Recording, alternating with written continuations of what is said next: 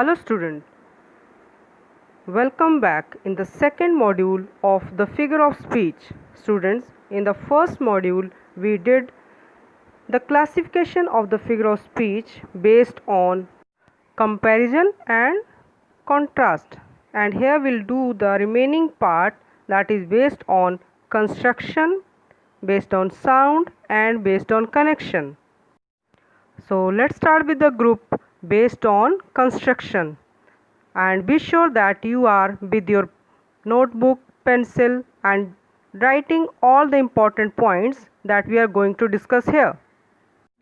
And the first one is exclamation. So what is this exclamation? Of course, the sudden feeling.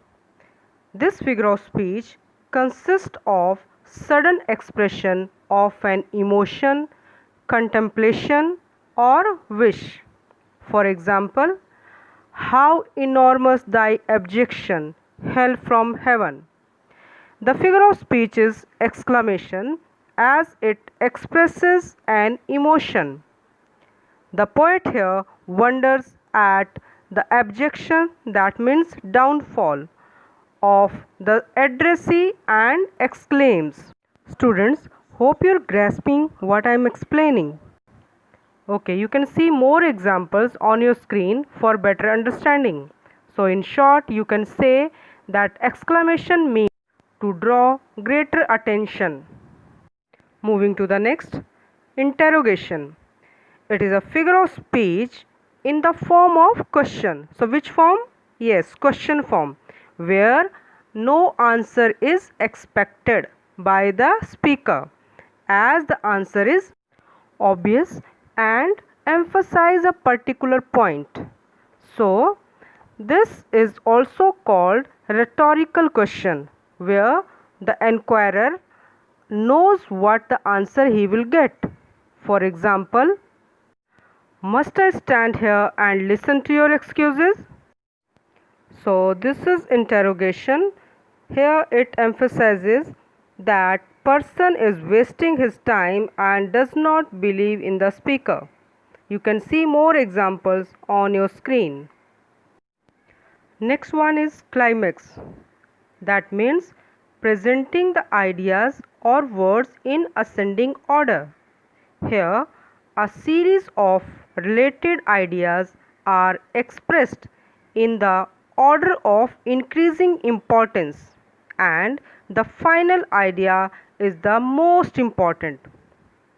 Students, one thing that you have to keep in your mind here is that there must be at least 3 words or clauses for a climax.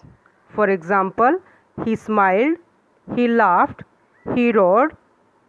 So in this example, you can see that the word smiled, laughed and roared are arranged in ascending order of importance. Laughing is the next stage of smiling, and of course roaring in laughter is the last stage. So climax means presenting the words or ideas in ascending order. Next is anticlimax.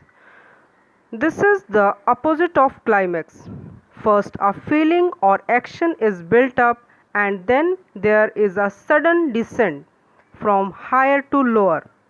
Students, anticlimax doesn't mean only to presenting ideas in a descending order, but a sense of lightness must also be there. For example, in her will, she left her land, her money and her armchair. So if you see this example carefully, you will find how funny it is.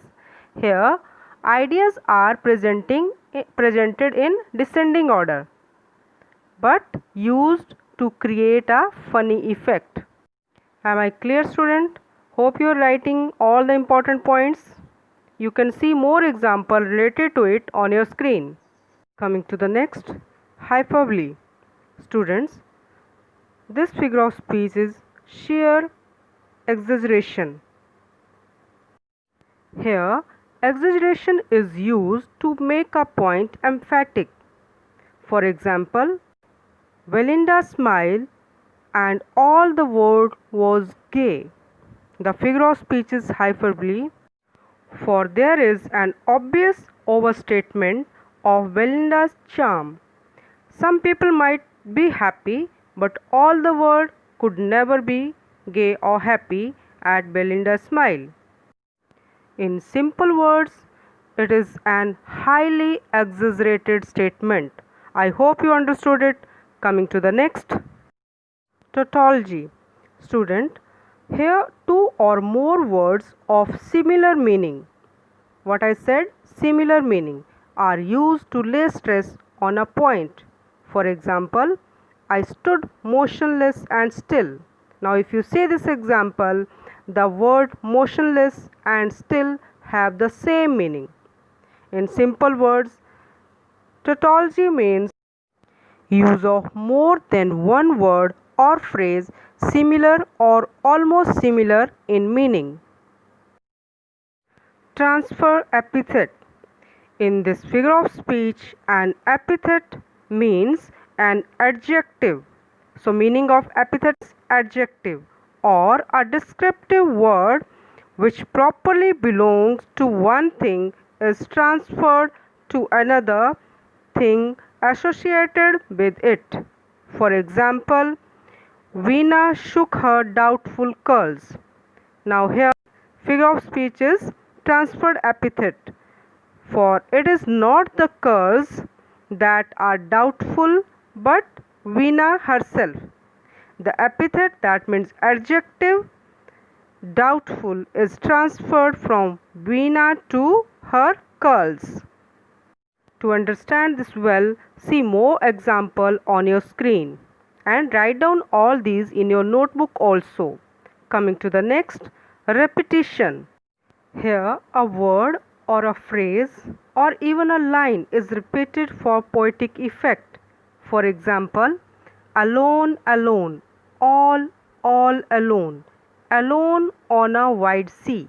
So students, here you can see how many times this word alone is repeated for the poetic effect. So can you tell me now what is repetition?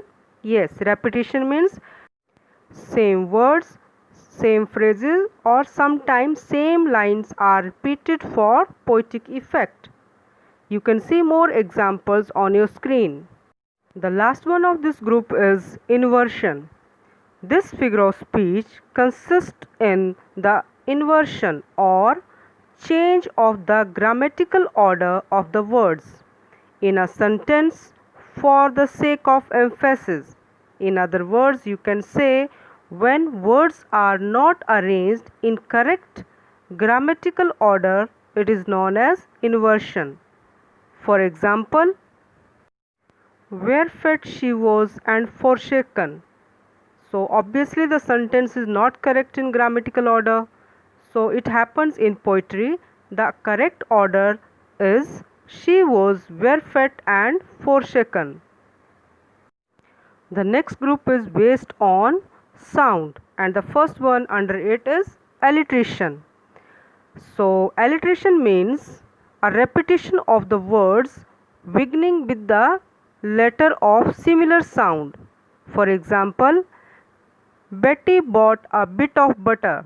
So here you can see the letter B is repeated again and again for the poetic effect. So what is alliteration? Alliteration means repetition of the same alphabet or you can say same sound for the poetic effect. See more examples on your screen. Moving ahead, onomatopoeia. That means words expressing sound are used to dramatize the effect. In other words, when words produce sound or sound is expressed. For example, pitter patter comes the rain. So here word pitter patter suggesting the sound made by the rain. Next one is pun. This figure of speech consists in the play upon words having similar sound but two different meanings, or in using the same word in two different senses. in the same context. It is generally used for comic purpose.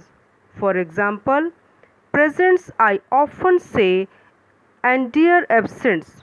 The figure of speech is pun as there is a play on the two meanings of the word present. At first, it appears to be words contrasted with absent, but it is really the word meaning presentation or gifts. To understand it better, see more example on your screen.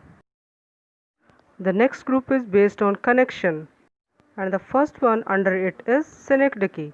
In synecdoche, the two images are directly and intimately associated and the connection is inseparable. For example, all the best brains of the Europe could not solve the problem. The figure of speech is synecdoche as here the word brains has been used for the words of the people with brains or intelligence, that is part for the whole. You can see more example of it on your screen. The next one is metonymy. Metonymy means a change of name. An object is spoken of by the name of something which is associated with it. For example, you must address the chair. So chair doesn't mean here that we are going to address that, but chair here means the chairperson. Or if I say the bench of judges, it doesn't mean the benches, but it means the 5 judges of the Supreme Court. So I hope you understood it well, and you can see more example of it on your screen. So student, this is how the figure of speech, this interesting topic, is coming to the end. I hope you understood it. So thank you, keep learning, rise and shine. Hope you will write each and everything on your notebook also.